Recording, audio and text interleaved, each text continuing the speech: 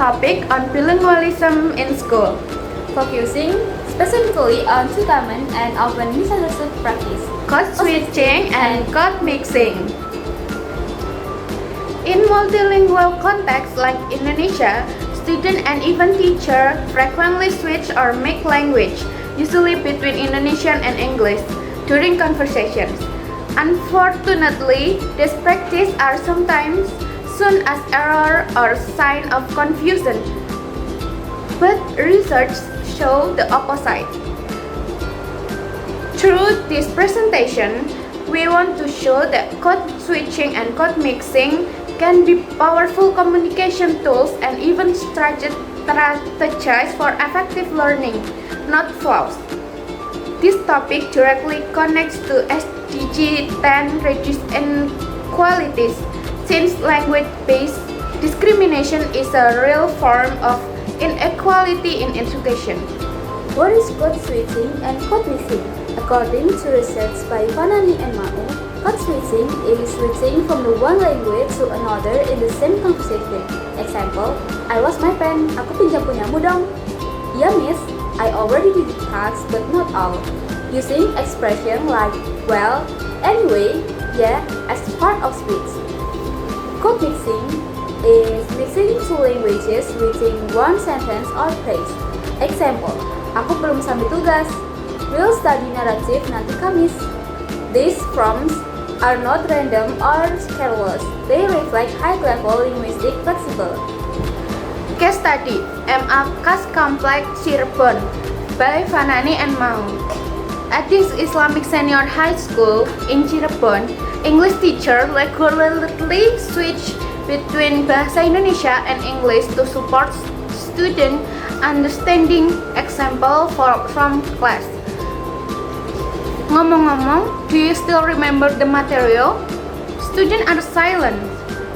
Then the teacher said, "Oke, apakah kalian masih ingat materi yang sudah kita pelajari?" This show that code switching was used strategically to clarify meaning and maintain engagement, not because the teacher lacked ability, but because they were adapting to the student needs. Why do students code switch? According to research by Anakin, bilingual students code switch and code mix for social and cognitive reasons, including 1. Audience design, adapting language based on who they are talking to. 2. Comfort and fluency, using the language they are more familiar with for certain topic. 3. Lack of equivalent, when a word doesn't have an exact match in the other language. 4. Cultural identity, expressing a bilingual or modern identity. These are not signs of language confusion, but indicators of sociolinguistic competence. Why is this important for school?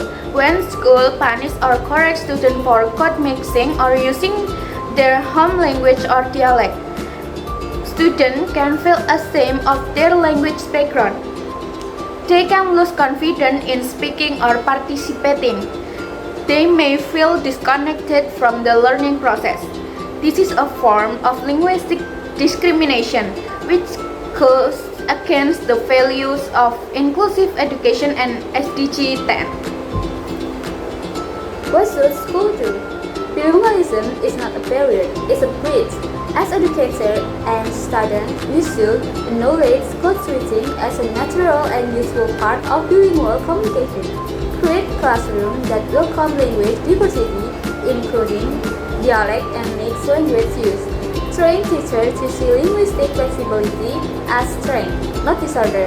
By doing this, we help reduce linguistic inequality and build more inclusive, empowering schools environment.